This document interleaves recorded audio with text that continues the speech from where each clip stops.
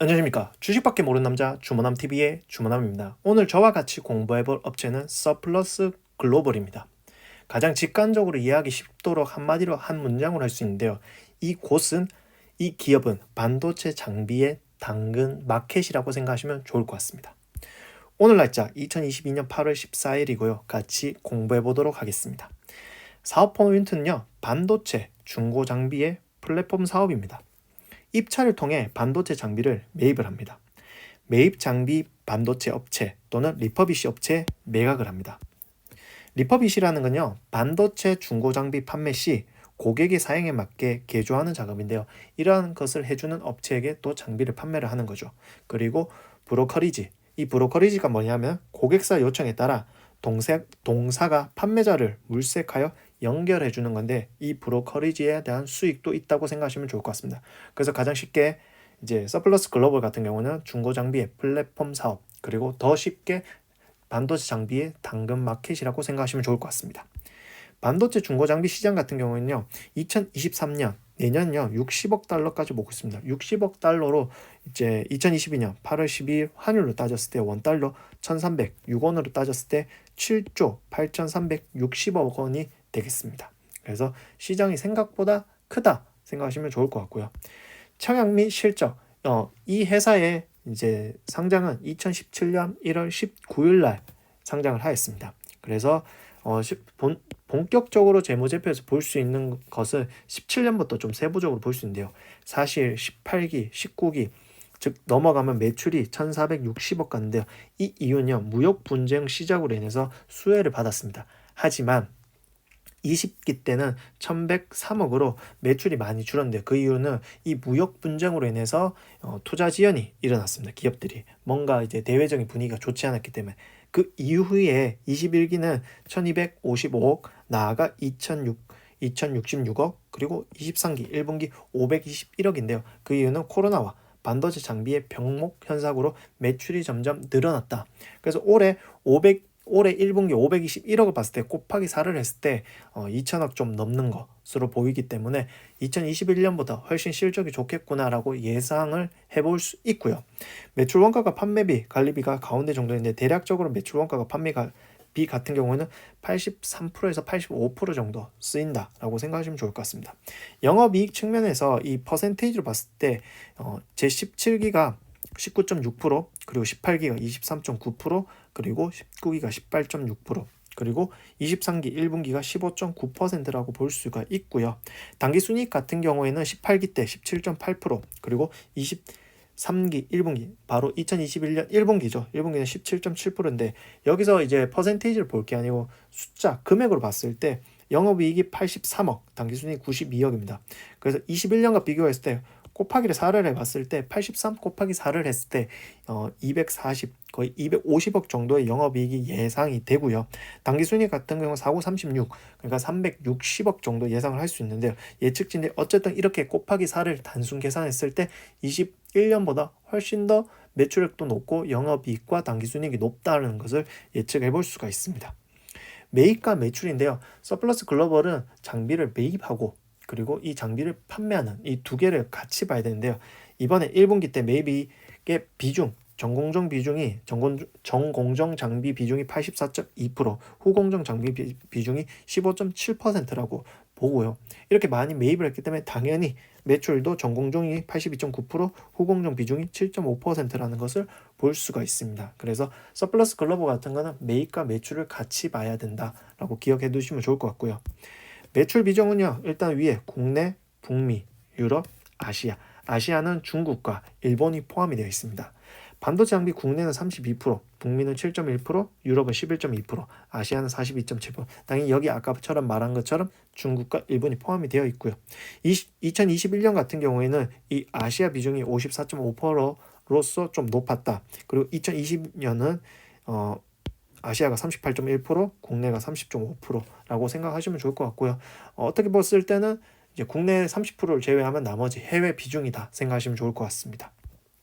유형자산은요, 16년과 22년 비교했을 때 577.9%가 늘었다. 그래서 가장 많이 는 거는 이 건물인데요.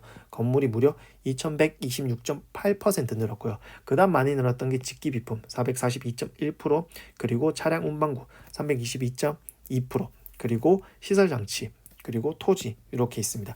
아무래도 장비가 크니까요. 이 장비를 옮기기 위한 차량 운반구가 점점 필요하겠죠. 그만큼 회사가 크다라는 이해를 할 수가 있고요. 건물이 커진다는 것은 그만큼 보관할 장소가 늘어난다 예측을 해볼 수가 있습니다. 그래서 최근에 건물을 이제 작년에 완공을 했기 때문에 이를 전신작을 매각을 하여서 일단은 엄청 과거에 샀기 때문에 거기에 대한 이제 매각에 대한 수익이 쏠쏠하게 났고요. 그래서 이 서플러스 글로벌 같은 경우는 본사 한 개를 가지고 있다 생각하시면 좋을 것 같습니다. 금융자산과 금융부채, 일단 현금이 현금성 자산이 122억 갖고 있고요. 그래서 금융부채가 전체적으로 682억이 많습니다. 그래서 가장 포인트는 이 당기순이익 공정가치 측정 금융자산인데요. MMF에 60억, 그리고 유동화사채 2,400만 원 정도 있는데요. 나머지 주식입니다. 그래서 이 주식이 많이 올라서 이제 135억이고요. 부채 비율이 91.6%라는 것을 볼 수가 있습니다.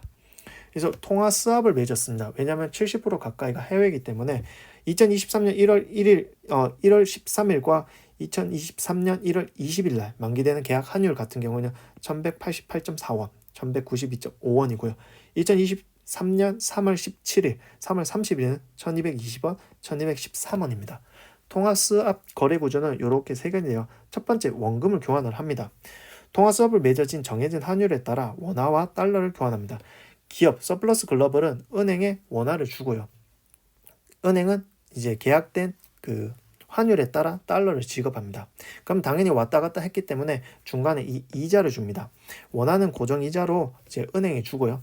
이제 은행은 이 달러 맞춰서 리보, 그러니까 반대로 설명을 했네요. 기업은 이 달러를 빌렸기 때문에 서플러스 글로벌은 리보 이자에 맞춰서 주고요.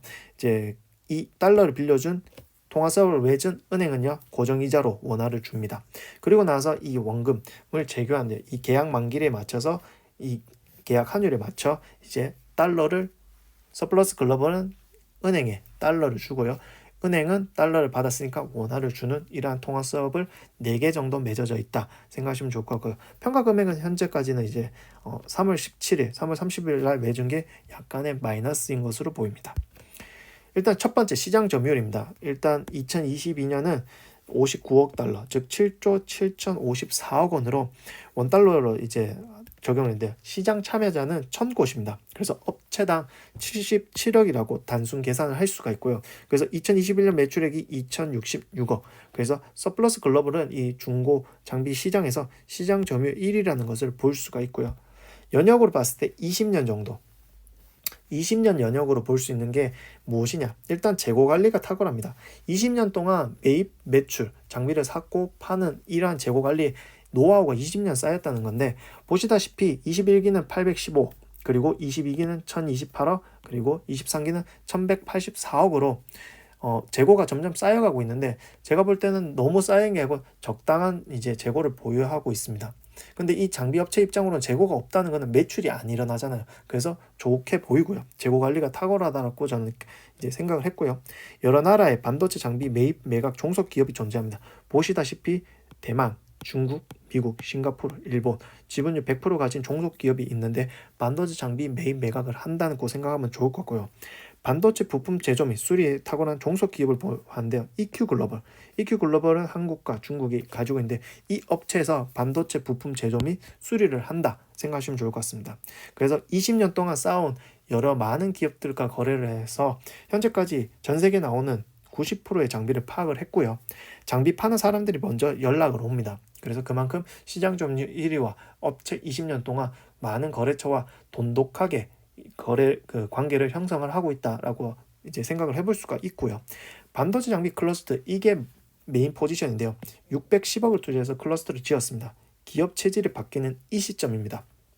그래서 이 10월 준공승인이 가능한데요. 원래는 이 반도체 장비를 엄청 많이 갖고 있잖아요. 1,000억 가까이. 그래서 1,000만 원의 보관료가 발생을 합니다. 그렇게 되면 30일 한 달 기준으로 거의 3억 가까이 발생을 하는데요. 이제 이 반도체 장비 클러스터를 통해서 여기 보관을 하기 때문에 이 보관료가 감소가 되겠죠. 그리고 전시장 매각으로 인한 매각 이익이 발생을 하였고요. 그리고 반도체 소부장 기업의 테스트 베드를 역할합니다.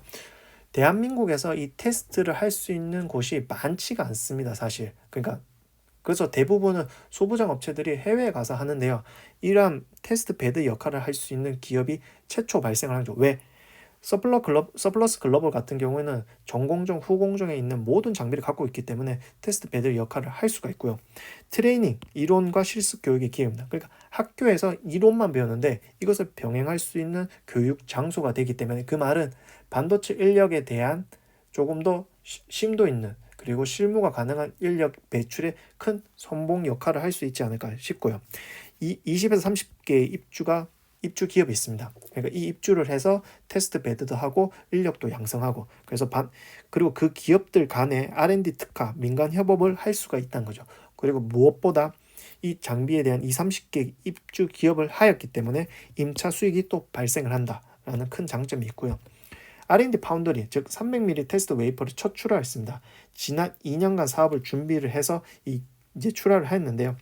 앞으로 열산화물 테스트 웨이퍼 등을 생산해 공급 범위를 넓혀가고, 그리고 더불어 패턴이 없는 방막 상태 웨이퍼로 정기적 특성 분석 서비스를 제공을 하는 큰 목표를 갖고 있는데요. 이 300mm 테스트 웨이퍼는요, CMP 소재, 장비 성능 평가를 위한 테스트 웨이퍼입니다. 그래서 이번 출하를 시작으로 계속 출하가 되겠죠. 현재 시가총액 1,400이고요. 그리고 퍼가 4.5입니다. 그러니까 반도체 펄을 받지 않고 유통 펄을 받고 있다고 지금 생각을 하고 있고요.